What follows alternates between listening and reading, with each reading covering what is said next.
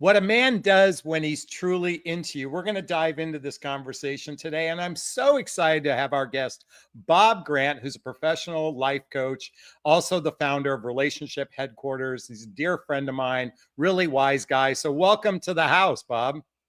Thanks, Jonathan. It's nice to be here. Yeah.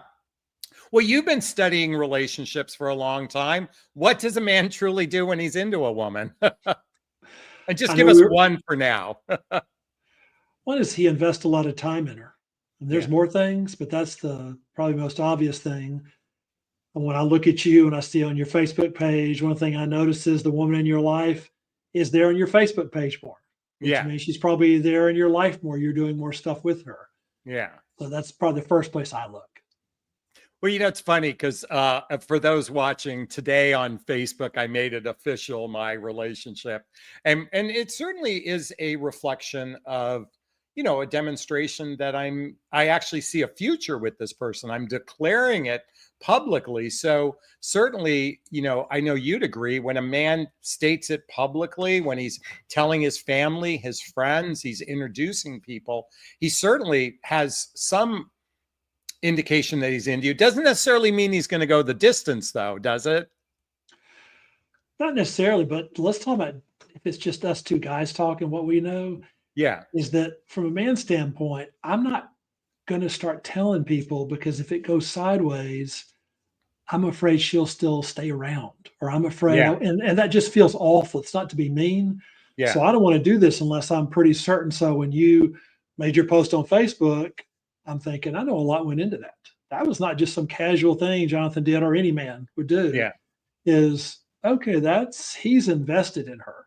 And so when he's telling everyone, that's a sign of investment. And men, I think, are fairly cautious about what they invest in, especially in relationships. Oh, no doubt. I feel like it's kind of like walking out on the plank, like we walked out on the plank and like, we're only going to do that so long as there's not sharks in the water and so long as we believe that the plank won't be pulled out from underneath us, and certainly declaring it, publicly is a great sign. Now, but would you agree though, that men can get impetuous when we're caught up in that lust and limerence phase, right? Like it may look like we're totally into you, but let's differentiate between into you like there's potential versus into you, I want to just have sex with you kind of thing. I think impetuous is a very nice way of saying it. So that's gracious of you for us men.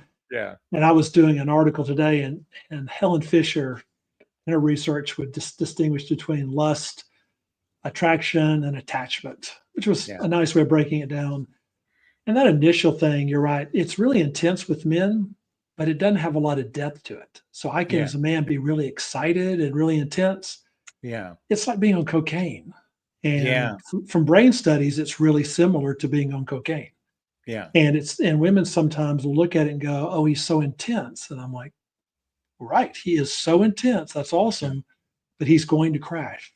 And that's normal. He's supposed to crash before it becomes a little more real. And then when it's real, he starts to see you as a three-dimensional person. Your laugh, your personality, your idiosyncrasies, and we want that. And so someone that kind of falls in love really fast, they're like, but that's who he is. And I remind them that that's part of him. That's the fun part. I don't know that I would say that's all of him. I mean, I think that's what you have seen and probably you experienced too recently. Sure. I can differentiate between, and it's interesting. I've had this awareness that in the past when I've loved bombed, okay, and let me just be clear for everyone watching, especially those new people. When I look back to 20 years ago, when I went through a divorce and got in the dating marketplace, I was a really broken man. I was emotionally broken, financially broken, a lot of things. And I was looking for a relationship as a way to, if someone loves me, I feel good about myself. I was in that kind of needing validation and dependency. But boy, that chemistry bug can really take off and we start love bombing. But I noticed that over the years, in the beginning of love bombing, it was always, oh my God, you're so wonderful. You make me feel good, blah, blah, blah, blah, blah. but it wasn't about how I felt about them. It was more about how they made me feel, or how being with them made me feel. And I recognized this big difference. I didn't until actually probably even my new relationship that or at least my relationship that I made public today. There's a big difference. I focus on how I feel about her, and I share what she means to me to her. And that's a big difference than talking about how I feel about it. Am I making sense at all? No, and what you're doing, I wish more men would do. I know we're talking to women. Yeah. And as much as ladies, I would love every guy to do what Jonathan did. That's why I feel that it's up to the women more so than men to recognize this. And the reason for slowing them down is so that they can have this awareness. I mean, one of the things I'll tell women, tell me what you think, is I'll say, I understand you feel really intense, but how do you feel when you're around him? Like in general, I know you're excited, but do you feel like it's easy to talk? Do you feel like he listens to you? Do you? And that's what I hear. I think you're talking about is that awareness, but it only comes from slowing down a little bit. And I think intensity is really fast. It feels great, feels amazing, but I don't have to feel when I do that. Well, I'm in total agreement. And I've also, coming back to how a woman feels about it, I think it's really differentiating between the excitement of his excitement versus, do you really feel calm? Do you feel like yourself? Do you feel present? Do you feel grounded? These are juicy words, right? Present, grounded, calm, or are you caught up in the energy of it? And when you're a lot of times caught up in the energy, what you would allude to, I think is good, is I don't have to feel the uncomfortable feelings. Yeah. I've been lonely. If I'm lonely for a while and all of a sudden I'm excited, that feels so good that I finally get to feel excited again. Yeah. That I'm going to overdo that to kind of cover that gap or close that gap. Instead of heal it, I'm just going to gloss over it. Yeah. I've done it too, so I'm not throwing stones. I mean, it's easy to do. Yeah. But that slowing down takes some courage to do. And if you'll do that, I mean, they are really cool words, but they're the things that when folks talk about falling in love, that's what they really want. And maybe wants to feel excited, but not if you feel alone all the time, or not if you feel like, gosh, I can never be enough, or I have to smile all the time, or I have to pretend to be someone I'm not. I think that ends up leading to a lot of loneliness after the euphoria sort of dies down. Yeah. It's interesting. You might get a kick. Well, you might get a kick out of what I'm about to share. So I'm in a relationship where we talk about how did we get here? Like what our past looked like. Where are we today? And where do we want to go? We spend a lot of time on where do we want to go? Like, how do we want to create this future together? And it might be simply what we're going to do next week or next month, or even possibly 6 months out. We have conversations about that. And I think men who are into you are unafraid to have these conversations, and it's not like blowing smoke up your ass conversations like, oh my God, you're so wonderful. Let's go on a trip and get married. And that's all the hype. But I mean, we're having concrete conversations about the future. And I believe that's one really strong sign a guy is into you. And I'd like to hear how you feel about that. Oh, I think the future I think that's one of the latter steps where a man's talk about a future with you, is because I think men know once I open that can, start talking about the future, she's going to take me seriously. So most men are cautious, I think, for a reason, like, don't do that unless you're serious, because she's going to put her hopes in it, or she's going to think he must be serious, because most men don't do that. Yeah. So I think that's a wonderful sign. I would add this to it, though. Sometimes saying this, again, men do stuff too, is the woman will try to push that and want to know about the future. We're like, no, let's don't do that. It works much better if he's on board with you, or he's leading that, or I just think men are more cautious about that for a reason. Yeah. And because once I step in there, I think most men, once they invest, they tend to be more all in once they invest. And so I'd rather him make that versus her nudging that along or pushing it along, because that doesn't last when you do. But the way you're talking about, once men are in, it's like a snowball. I mean, it just kind of builds and goes. And Well, I think also, men traditionally don't want to make a promise they can't keep, kind of what I said earlier. Hmm. And so we don't want to imply anything unless we feel we're going to live up to it. And what's kind of interesting, my girlfriend and I today were having a conversation, and we were talking about provider protector, outside of the physical realm or financial realm. And she goes, "What do you think you provide for me?" And it was interesting. I said I provide integrity. And let me explain why I said that. I said to her, I'm very mindful to be in integrity with my words with you. So, because I don't want it to be, I don't want to make a promise I can't keep. But I also know I don't want to find a situation where I hurt you. Like, I mean, and I don't mean physical hurt. I'm talking about maybe leading this person on. And so I'm in constant check. Am I in integrity with my words? And I think when a man is really into a woman, he's more mindful about his words, about his feelings, about his perceptions of the future. And he's really coming at it from a place of care for the other person. Because I think we guys can, maybe this isn't true for all men, but I feel like we can take maybe rejection better than we think women can. I don't know if that's true or not, but we might subconsciously believe that. So I think when a man is really in care, he's being more mindful than cavalier about the relationship. I'll piggyback off that. When you say he's more mindful, let's go a step farther with it.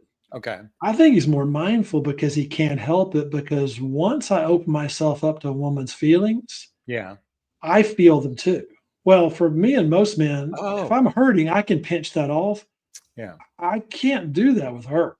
Yeah. I can't shut it off like I can for myself. Now I'm kind of at the mercy of what she's feeling, and that feels awful if she Yeah. feels bad. It feels Yes. horrible. Oh, and so then for my own protection too, I mean, Yeah. I think it is cavalier, but also but I think that's the chivalry, the being a man part is that I step into that with her and I go all in knowing that is no man's land, no pun Yeah. intended. That is, oh, kind of, but I like that too. At the same time, I'm scared of it and I love it and I'm Yeah. terrified Yeah. of it and it's awesome and it's both and it's messy and Did it's you ever incredible. did you watch the Netflix series Nobody Wants This? No, I haven't. Oh, it's with Adam Brody and Kristen Bell. It's a cute Mhm. series. It's going to have a second season this year, but there's a scene where she's feeling anxiety about the relationship, fear of abandonment. And he looks at her, and the way the camera is pointing, it's almost pointing up at him, the way the camera is.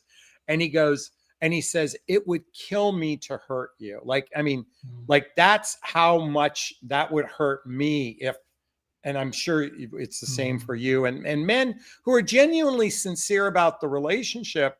One of the ways we protect is to be, like I said earlier, in integrity and sharing our, being mindful of that, because that's also a reflection of what's going on inside of us too. Um, and you said something, I want your take on something. I think when a man is into you, he's more apt to be more vulnerable than stoic or hidden with his feelings. He's probably more apt to share something uncomfortable with a woman than he would, like, if he's not into her, he's probably going to keep it to himself, but he wants to invite her in because she's a source of strength for him too. Yes, I was going to ask you, I think you just said it, Yeah. is I want to do it because I don't really have anyone else to do this with. I mean, Yeah. I Yeah. tell Yeah. Yeah. women, I said, you won't see it on their dating profile, but what does every man really want? A best friend, Yeah. not a buddy, not a Yeah. pal. I've got guy friends I've known for years, love them to death. It's not the same as having a partner. Yeah. And there's a way she can share and bring stuff that no one else can. And like what we do or anyone has a business, you have good days, you have bad days, you try stuff, it doesn't work. It's not the end of Yeah. the world, but it's just exhausting at times. And then to have someone to share that with and bounce ideas off of is refreshing. And so there's no really other place I think that men have that, which Yeah. is why I think they're prone toward, it's hopeless if you have no possibility of finding a partner. If Yeah. you like in some countries where the demographics are horrendous, that's Yeah. terrifying for them. Yeah. So I remind women of just you being you is more than you realize. I Yes. get you want to improve, but you forget how much we are naturally inclined just to digging you and Yeah. liking you just because you're a woman and the things you bring. Yeah. You touched upon the word that I think embodies the baseline of my relationship, and that is friendship. Mm. And I mean, the sex, the attraction, all those, that's just icing on the cake. I'll be candid with you, because it's that friendship piece, and I'm going to illustrate it in a moment. Last weekend, I had a family member problem with my older sister, and it was complicated, and I had my opinions about what needed to be done. And when I was getting this information over the phone, I was at my girlfriend's place, and she could see me. I visibly, my face just got sullen and sunk in, and I'm like, it's and I'm getting a little agitated. And I shared with her what was going on, and I said, can I get your opinion? Like, I felt like I wanted to bounce this off her. I wanted to get her take. I wanted to get her feminine take, as well.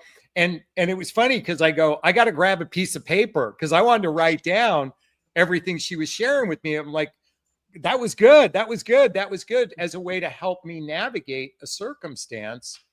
And I'm like, I'm so grateful for the friendship. I mean, honestly, Bob, I can say this now from a place of knowing that's the key. I think it's really the key piece in dating and in the early stages. Is this person becoming your friend? That's different than your lover.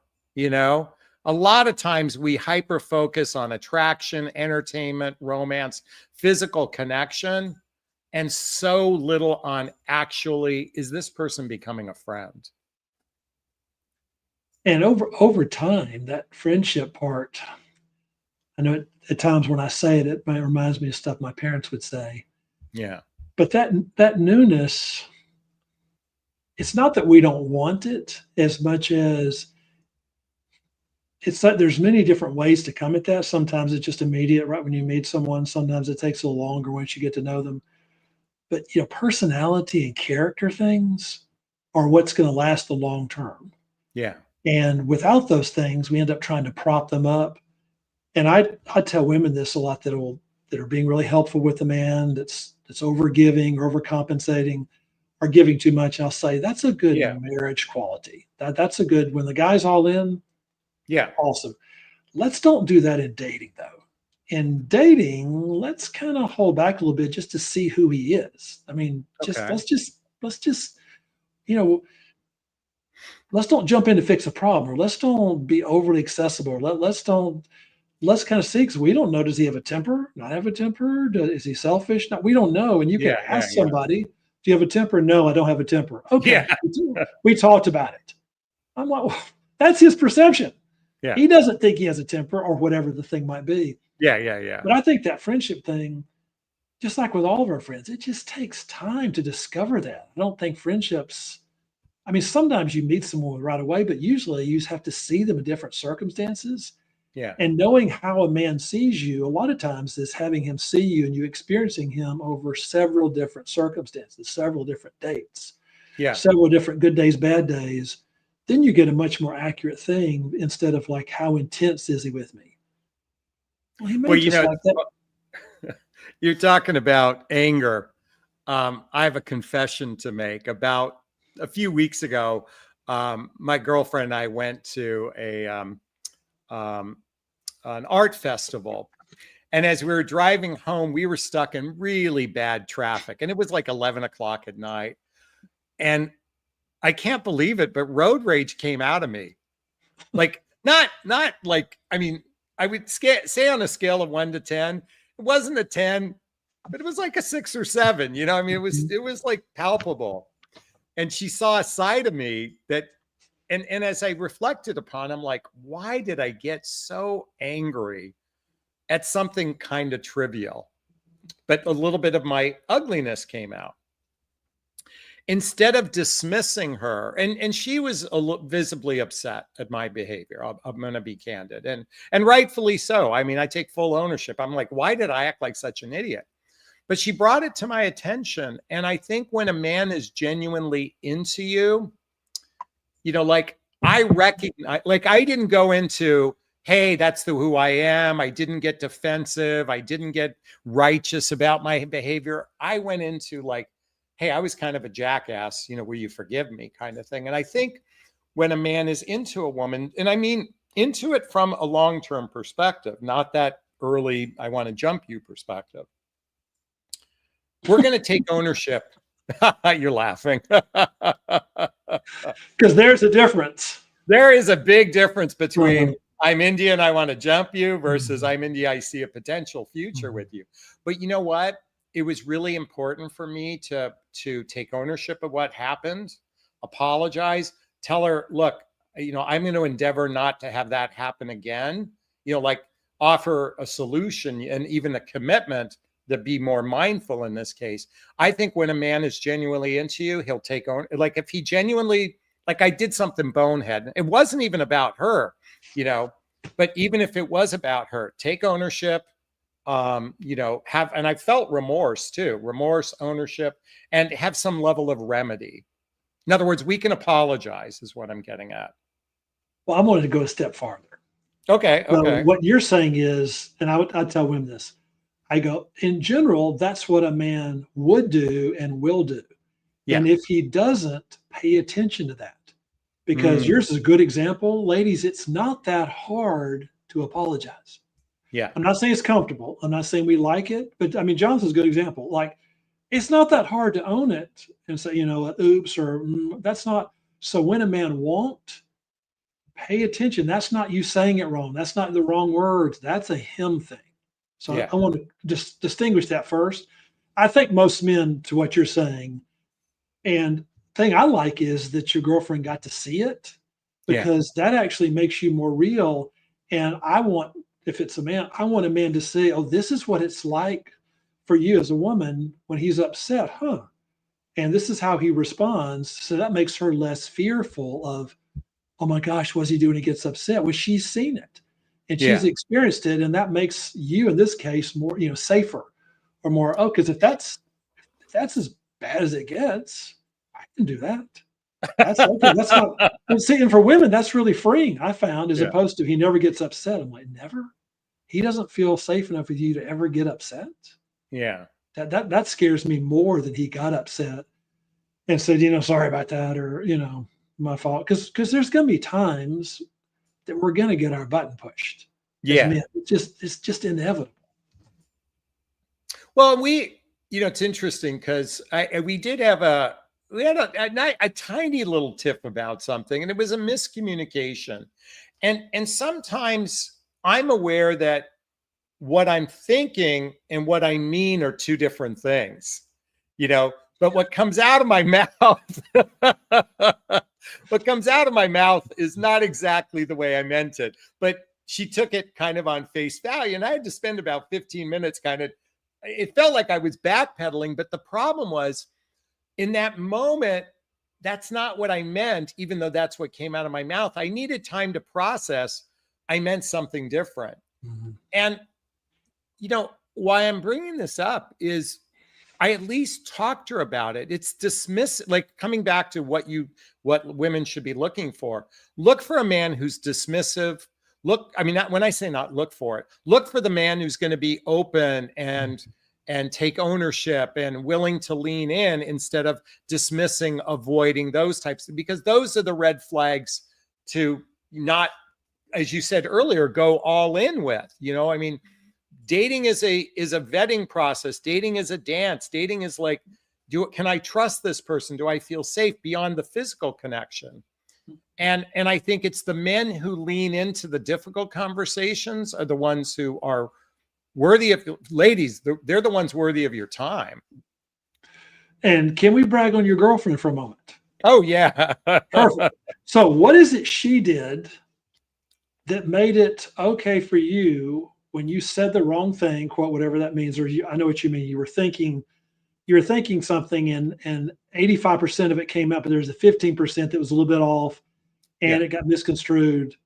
What did she do in a way that made it easier for you to say, well, actually I meant this, or instead of like being defensive and I'm not saying this is all on her, Yeah. but No. what is it she did that made it? I'm so glad you asked that question. And anyone watching right now, I need you to write these following. Someone write this in the chat box. She said, comma, I'm curious. Like she started with, so I'm curious. Like, and she, by the way, she's the queen, like on her epitaph, like what I would put on her gravestone, it's literally going to say, so I'm curious is going to be like her tagline. Cause she always operates from a place of curiosity, not accusation. Yes. So I'm curious, what did you mean by blah, blah, blah, blah, blah, blah, blah, and then she said, because this is what I heard. And I want to know, is what I heard what I think you meant? Like she opened up the dialogue and it's kind of funny because it ended up being a little bit of our conversation walking back home from the restaurant. And it was a real great opportunity to explore the depth of intimacy at a greater level. But Bob, she said, so I'm curious, blah, blah, blah, blah, blah. So I'm going to translate for the ladies. Okay. And I love that. I teach that phrase too. I love that phrase. Okay. Curiosity over like accusation goes so far. Is she made it safe for you or him? She made it curious. If it's curious, I'm not wrong or stupid or dumb or weird or egotistical or misogynist or, I'm not with those things. But you know what? It might have come across wrong or may have, and that's more of an invitation. And so as much as how do men see you, I can tell you just me, how do I see her with that? Yeah. This is how men think, I think, is, oh, she's one of those cool girls. She's one of those, not every guy talks like you and I do because they don't do this for a living. That's how the guys I know, they're like, she's got it. She likes men or she's easy to get along with. That's what we mean. And notice she didn't tolerate it. She didn't pretend it didn't bother her, but it wasn't that big a deal to bring up, especially the way she did it.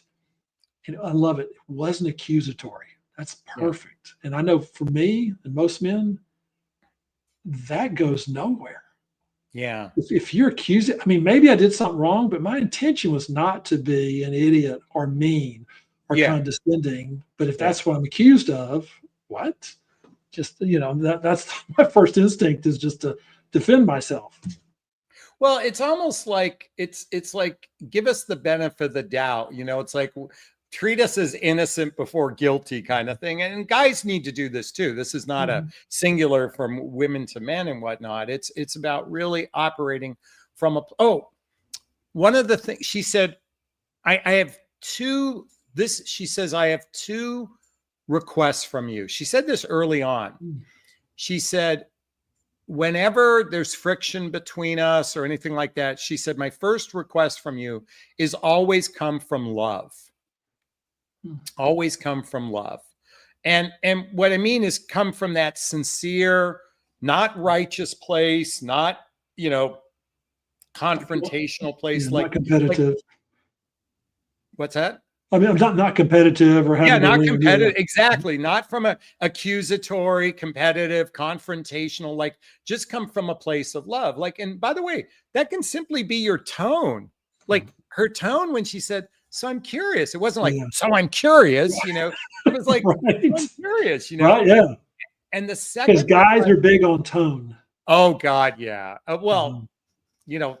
And ladies too, ladies too, but guys are really big on tone. Yeah, we can be really touchy on, and I think that probably. I don't want to get you off track. It was a good point. I just want to emphasize that for the ladies. No, well, I think that comes from the football field. That comes from Mhm. competitive sports, tone, where, violence equals masculinity. So when we get that from a woman, we need to get in defensiveness. So, but the second thing she asked for me, it was only 2 requests, was say what you mean what you say, kind of thing.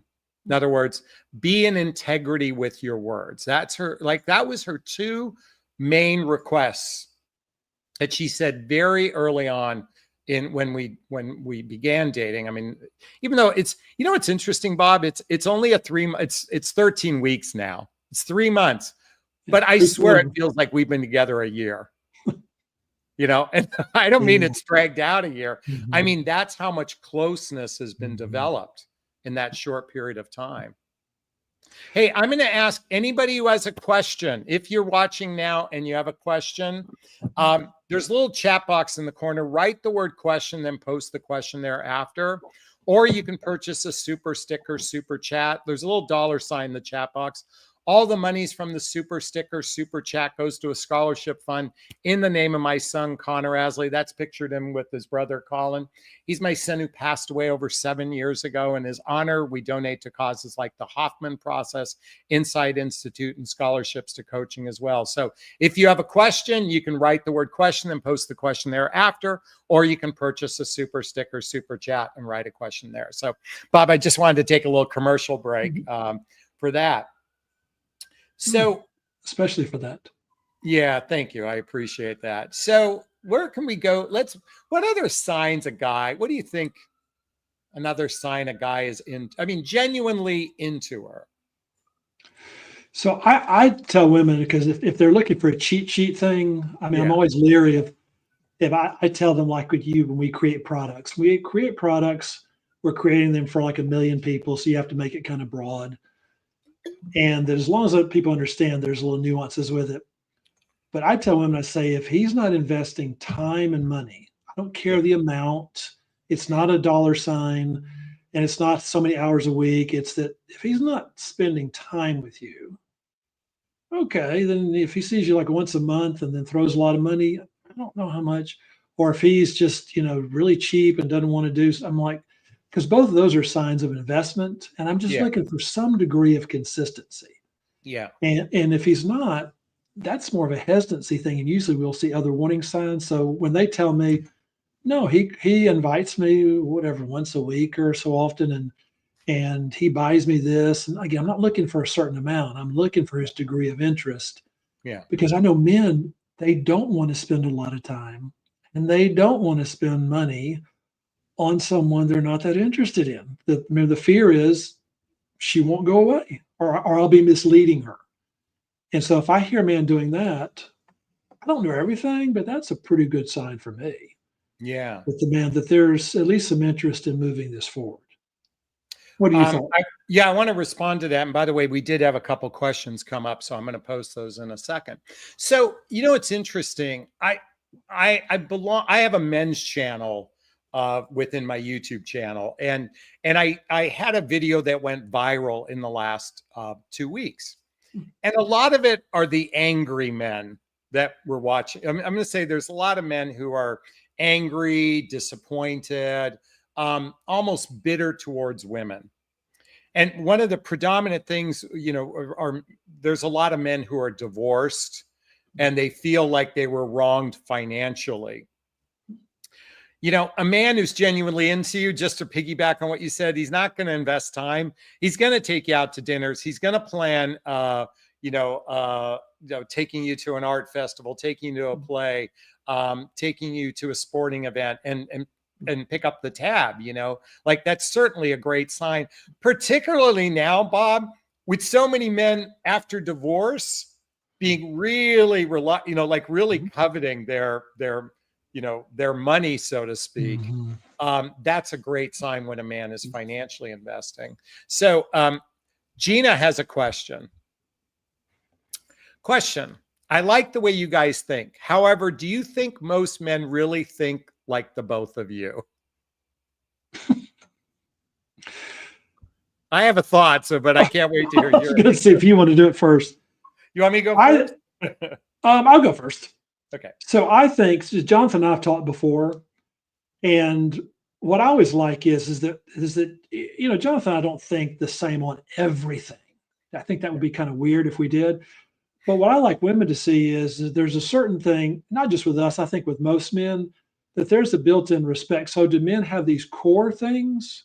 I think they do. I mean, even the guys that are hurt, they're hurt because they want to have this relationship. They're afraid of it. They're afraid of getting burned again. They're afraid of getting taken advantage of. But do they want it?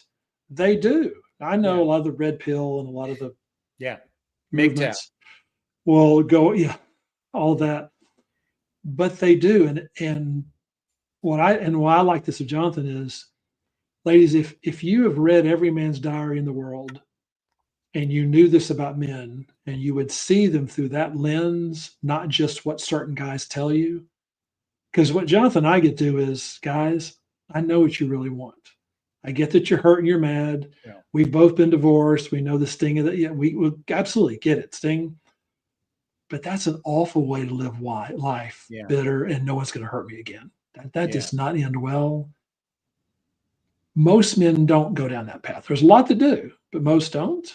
So I think we do, mainly because we're guys, but also we have a lot of guy friends. It's not just you or my opinion. I mean, all the Well, guys I know think real similar to the way we're doing. well, I think I'm going to piggyback on what you said, and I'm also going to elaborate to Gina's question. You and I are both, well, first off, we're in a business where we study relationships. So I would say the average man isn't reading books like right behind me, like, 8 Dates by Doctors John and Julie Gottman, or the 7 Principles of Making a Marriage Work. Men today, a lot of men are reading the 5 love languages, and some men are even reading about attachment style. So it's on the rise of learning. But we are also 2 men who have done personal development work, self-help, spiritual work, and therapy, which probably makes us a little bit ahead of the curve in that way. However, it's fascinating to me because I have a number of male clients, and these aren't guys that do a lot of personal development or anything, but they want some level of coaching or therapy, and they've gravitated to, say, like you or I, for some reason. In other words, we resonate with them. And when it's just one-on-one with them, like outside of the male group, guys open up, but they have to be prompted properly. It's like you have to post that good ChatGPT prompt to get the response back. And one of the things I teach in my coaching, and I suspect you do the same, is we're helping women to help them get a guy to open up, because it's curiosity, it's compassion, it's sincerity, it's agreeableness. All of these things, when a man feels safe, he's more apt to open up. Excuse me. And that's one thing that I believe a lot. Well, I'll tell you what I say to my audience. Most men are good guys. They're just bad daters. Oh, that's a good statement. Yeah, That's such a good statement. They're just I'll tell them, at- I'll go, a lot of men will be good marriage partners, but they're awful at dating. Yeah. And I'll say, don't judge him by how good he is at dating. Because I had clients that would tell me right when the internet was coming around, they were like, oh, thank goodness I didn't meet my husband on the internet. She goes, I never would have dated him. Yeah. She goes, he had been awful writing profiles. In chat, she goes, we'd have never gone anywhere. He's a wonderful husband. And they would laugh now. So I always remembered that you're at 2 different worlds. Do you know Ariel Ford? Mm-hmm, I do. Okay. Yeah. Okay. So Ariel tells me about Brian, her husband, and they met well before the internet. And she's an author, a wordsmith. I mean, she's very, poetic in the way she writes. And she said once, I was interviewing, she goes, look, Jonathan, Brian, her husband, butchers the English language. I mean, he makes up words, like, especially on Facebook posts. He comes up, but like, I am sure that if she saw him on a dating profile, she would connect with him. And these 2 are ridiculously in love with each other. So, again, listen, we have more questions that came in. SG has just posted. Did you say it takes 90 days to get to know someone? Do you mind if I answer that one first? Sure, good. So I look at, well, I shared publicly that my relationship is 90 days, where I officially made it Facebook official, actually 13 weeks. I've always said it takes about 100 hours of face-to-face time to build the first layer of trust. Just the first layer. It takes a bit of time face-to-face. And I think Jay Shetty mentions in his book, The 8 Rules of Dating, I believe he says it takes about 200 hours of face-to-face time, or time together, I should say, not face-to-face, time together, to build a friendship, like a good friendship, a core friendship. So, I would say just to get 100 hours of regular time in, and I'm not talking about incessant telephone calls, for 8 months before you meet someone, in person, like a lot of long distance kind of things. I always say it takes at least 6 to 12 weeks just to get a base understanding of a person, just a base. And we're talking about spending regular time together, at least 2 or 3 days a week, regularly doing social activities, hobbies, mutual interests, maybe even spending time with family and friends. And I'd be curious to hear what you think on that timeline. So I'm going to say it differently just because I think differently, but I'm going to come to the same conclusion you do. Okay. So I always like cheats or shortcuts, but it has to include wisdom with it. So what I tell folks is I say, wait until you see them angry and how they handle it. Okay. Well, you're not going to see that in the first 10 hours. You're not going to see that in the first 30 hours. And if you do, pay attention to that, because that bothers me. If you start seeing a temper in the first couple of dates, yikes. Yeah. How does he treat the waitress? How do they treat, when it's 11 o'clock at night and they're really mad? Just kidding. But I want you to see how they handle it. And also, how do you like that? Yeah. I mean, it's not just, are they doing it good or bad? Does he get quiet when he gets angry? Does he get really loud? I mean, does that work for you or not? And instead of trying to force it, that takes 2 or 3 months before someone's usually going to let that come out. Sure. And so however you get there, the beauty of time with it is you're not trying to force a solution. I've done that. I've certainly done that. I think we've all done that.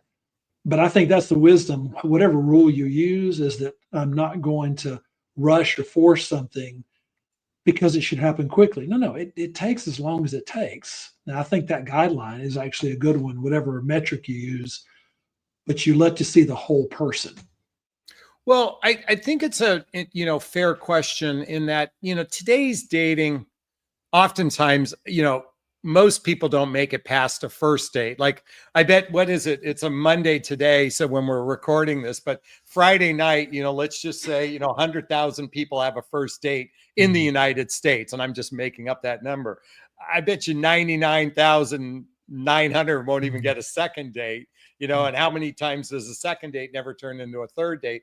But when you get to the 5th, the 10th date, that usually, like, most guys, they don't, if they're into you if they want to see you 10 times.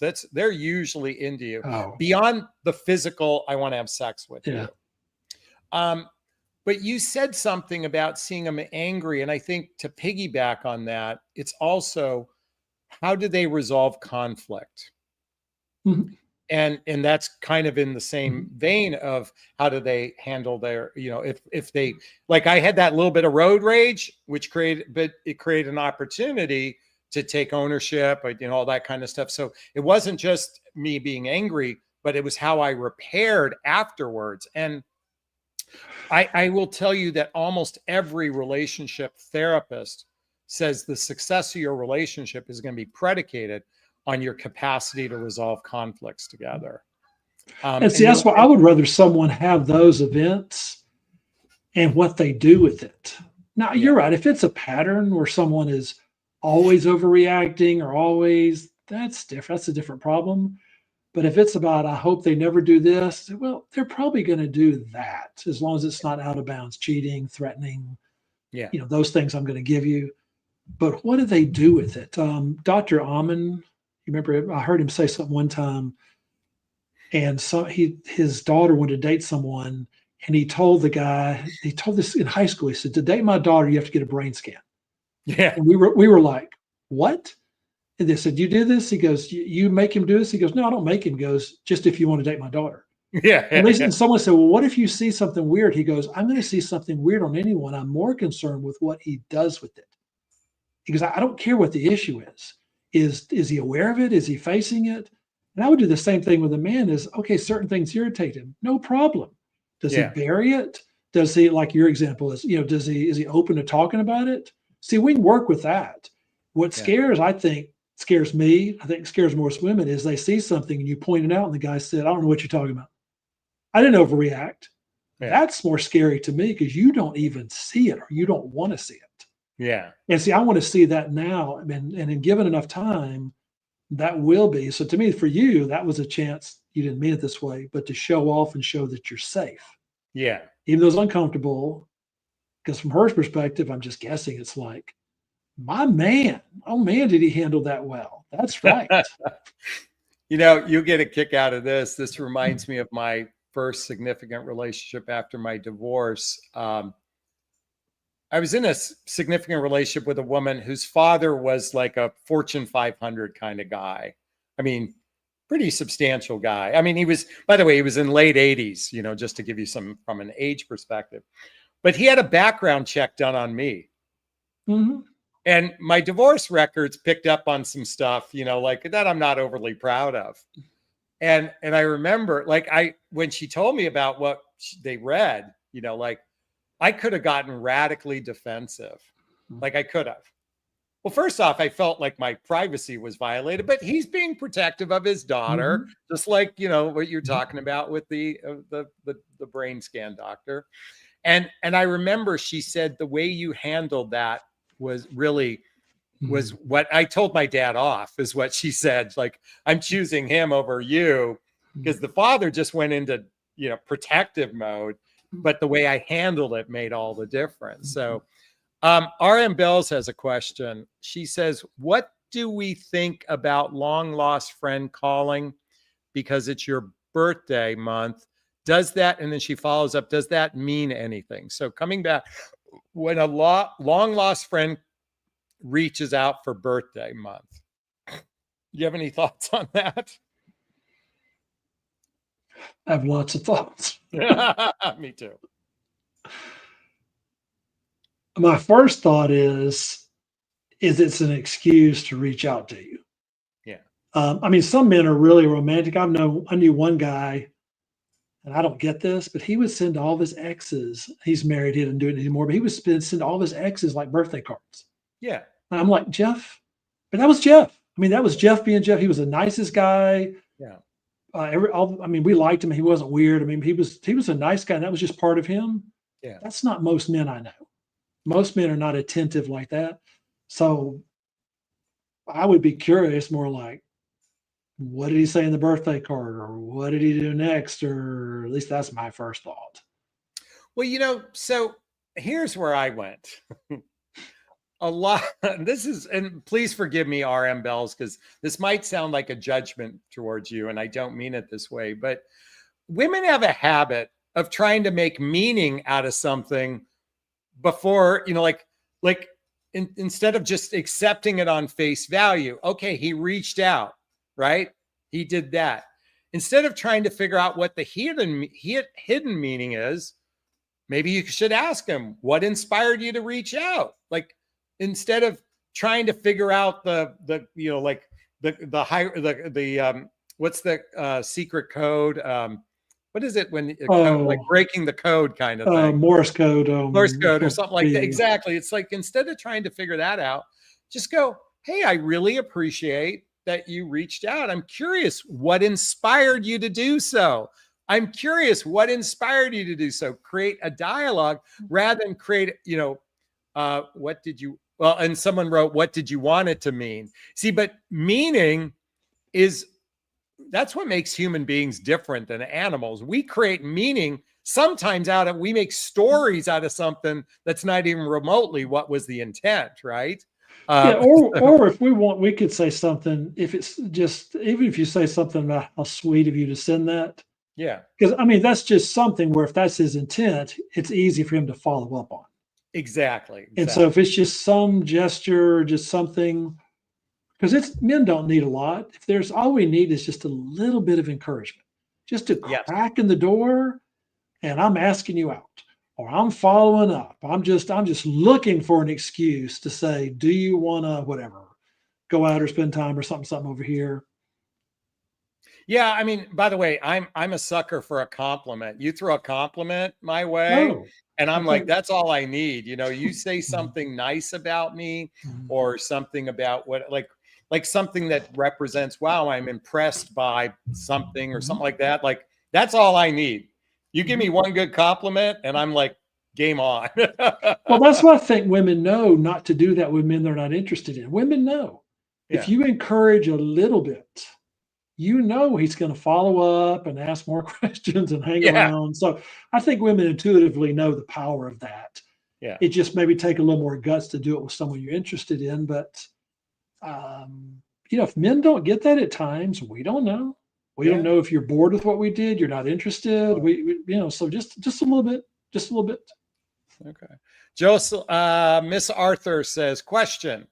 If he says he wants space and says you won't hear from him until a couple days, but he messages you the day, what do you do? All right. He wants some space. He needs a couple days, but he messages you anyway. What do you think, Bob? Me first. Yeah. Now I don't know all the details because it probably depends on. But in general, Yeah. you say you want space and then you message me. In general, No, I'm not responsible. he messaged her during the break. He messaged That's her. what I mean. You Okay. told me as a guy you want Yeah. space from me. Okay, you want space, and now you're messaging me. Yeah. I'm not going to respond, and I'm not trying to do tit for tat as much as I'm getting a mixed message. Yeah. So, okay, I'm not. And then if I get follow up of why didn't you message me back, then I get to say because you said you wanted space. Yeah. I'm not see. I can't have it both. As opposed to asking him to explain, or why did you send the message? I mean, I wouldn't do that. I would just do his first thing and then find out because see, I don't get that either. If you want space, why are you messaging me? So let's play a little hypothetical here for a moment. Let's make this a seasoned relationship. It's not the first couple weeks or months. They've been together for a year. A year. Yeah, I'm just making this up Sure, just sure, to sure. Yeah. play with this. Okay. And I need space. Well, needing space, it could be that, hey, I've got a lot going on. I just, I need to focus on this and I can't give emotional attention to the relationship. Okay. But Let's do something real quick. yeah. That means something a lot different to me than you tell me I need space. Yeah. And where I Okay, was keep going going. with this, because it's like, am I really reevaluating the relationship Mhm. during space? That's really the question. Mhm. I think when someone says I need space, are they looking at reevaluating where they stand in this relationship? But my point is, I don't like men who are cryptic. I need a couple days. I need space. Mhm. I think it's important to give a kind of what's going on that's causing that. I think that's the courteous thing to do. And a lot of men don't do that. That's a Oh, judgment on my I part. think you're being. Oh, I don't think that's judgmental at all. Okay. I don't think that's judgmental. Okay. Judgmental is to me is when you have a double standard. So I Okay. think men should be honest. Period. I don't Yeah. care if they like it or not. But your thing is, I think that's more than the minimal standard. Not just for men, but people in general. I wouldn't want my sons to have any less standard than that. Which Yeah. is, if something's bothering you, tell someone what's bothering you. I'm not saying it's Yeah. always easy. So, we're thinking the same way. Yeah, I didn't think of the word cryptic, but that's a great way to put it. Yes. I have no idea what that means, and that's why I would argue it's selfish. I would tell women don't do this to men too, but I'm having doubts. I hate that phrase. I Yeah. hate that. You're saying nothing when you say that. So I think it's more than fair whether you bring up it to him. What does that mean? You need space? That's a fair question, Yeah. especially if you said it's established. That's why I wasn't even thinking about it being established until you said that. And if not, I'm going to give them that until I draw it out. Because sometimes what I found is if they won't. It's not meant to play games as much as it's meant to magnify it. If they want this much space, I give them this much. I'd rather have a talk about it. I'd rather discuss it, but apparently that isn't working. So I'm going to give them more. And I want to find out, okay, if something's wrong, I'm going to magnify that to find out what's wrong. Yeah. Because talking isn't working. They don't want to sit down and talk about it. And I want to give men more space than they want because I want them to taste, okay, you want space. This is what you're running the risk of losing is what you have. It's not meant to be threatening. I'm actually trying to help them. I'm trying to get their attention before they realize, oh, I guess I didn't want that much space. Well, it's too late then when she's gone. And Yeah, but we all, it's interesting though. I notice within human nature, this is kind of sometimes we don't appreciate what we have until we lost it. Like it saddens me that we reach that place, and every once, and this is really a reflection of one of the fundamental principles I talk about in relationships is the importance to be in a state of appreciation. Like, hey, this person in your life is a gift for both of you. It's not one-sided. And sadly, we have kind of a narcissistic society, like it's all about my needs. But a relationship in my mind is to be of service to another human being and to be grateful for all the love, compassion, care, intimacy, affection that's given. Like, I'd like to shake a lot of men and women upside the head and say, being grateful, so you don't have to have it end to then be grateful is what I'm getting at. So we have a couple more questions, Bob. Sorry, I was on a little diatribe there. Question, views on dating apps. It's been said a lot of married people are on them. I wouldn't be surprised if 20% of people on dating apps could be married. I'm making up that number, but I think it's a pretty decent number. I don't know if you have any thoughts on it. I'm sure it's higher than it should be. I'm like you, I don't know the number either. I've heard horror stories, but I think that gets into, even if I meet strangers or meet people out, I think the internet gives the illusion that we know someone better than we do. You know, this background information, and it's like pseudo intimacy, and then we share personal stuff, and even more reason to slow down. So I tell people just to go with the assumption of, it's not that I'm paranoid as much as I don't know you. I know the side you're presenting. I know the way you see yourself. I'm not even saying you're lying. So me taking my time, to me, is the best way to reveal someone's character. And if I'm a man or a woman on the receiving end, I don't mind my character being revealed. I don't mind being paced. I don't mind if my intention is something long-term. I'm not in a huge rush. I may like it to go faster. Someone that has nefarious intentions, someone that's kind of addictive, or they will not tolerate being paced. I'm not saying it cures everything, but being paced weeds out a lot of that, because you'll find with the marrieds or they're not looking to build something long-term. They're quick, fast, intense, quick, fast, intense, rinse, repeat. It's that. Yeah. And I found that protects a lot of getting into bad situations if you control the speed of it. And a man who's sincere doesn't have anything to hide. So here's my LinkedIn page. Here's my Facebook page. Here's my Instagram page. I mean, you can look at it to see if, I have pictures of my wife on there. I mean, I'm not married, but it's like, you're more than welcome to do a background check on me, because I'm sincere. I have nothing to hide from that vantage point. Now, I also don't want to be stalked either, but that's a whole nother. No, it's because long-term, I want someone to get close with. Yeah. So I don't mind you finding out stuff about me. That's part of what closeness is. You're to your point. We're having common sense with this. I don't want someone to know everything about me right away. That gets, like you said, gets kind of weird. But I'm not afraid of you seeing me, all of me. And I got nothing to hide versus the things you're talking about, they do. Yeah. All right. We have our last question of the night, Bob, from Gina again. Maybe you guys can help. My situationship guy has to move from his rental. He may stay here temporarily. he will most likely go to his other options, and I can't stop him, can I? Let's see if there's a follow-up to this. I don't see a follow-up. So she's in a situation with a guy, has to move out of his rental. He may stay at her place. He will most likely go with other options. I can't stop him. Can I? So what does other options mean? Well, I don't know if that means, well, it's a situationship. So it's not a fully committed relationship. There's no, there's no boyfriend and girlfriend. I'm assuming the other option is he might have some other women in his life. He's going to stay temporarily there. Well, stop him, can I? Here's my feeling. Whenever you're in a situationship, you're gambling. And you're gambling with your emotions. Either choose somebody who's going to fully commit to you, or then this is just, I'm a very life partnership based oriented coach.